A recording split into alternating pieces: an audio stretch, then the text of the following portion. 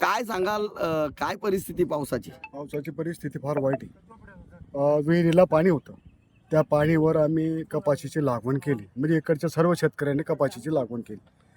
परंतु आता पिकं पाऊस लांबल्यामुळे पिकं वाढायला लागली. एवढ्या 8 दिवसात जरी पाऊस नाही आला तर दुबारा पेरणी करण्याची वेळ येईल.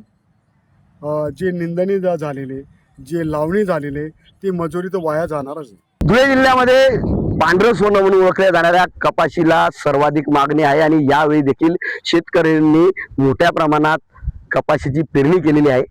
आपण जर बघितलं तर या ठिकाणी ज्या शेतकऱ्यांकडे विहिरीमध्ये पाणी उपलब्ध होतं अशा शेतकऱ्यांनी पेरणी केलेली आहे. या ठिकाणी पेरणी केली असली तरी आता जून महिन्याचा पहिला आठवडा उलटला आहे, तरी देखील अजून पावसाने या ठिकाणी हजेरी लावली नाही. त्यामुळे आता ही पिकं आता कोमजू लागलेली आहेत. आपण जर बघितलं महिला वर्गाकडून या ठिकाणी मजुरांकडून या ठिकाणी निंदणी केली जात आहे.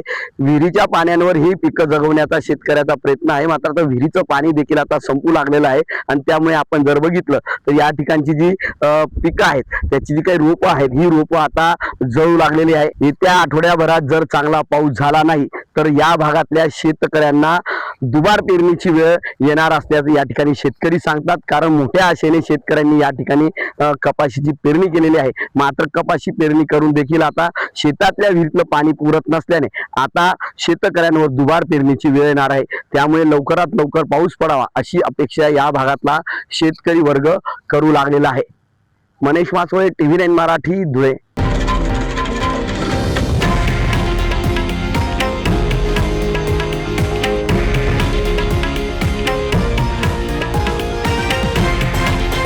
हे आहे देशातील नंबर 1 न्यूज नेटवर्क आणि आपण पाहत आहात TV9 मराठी, एकमेव.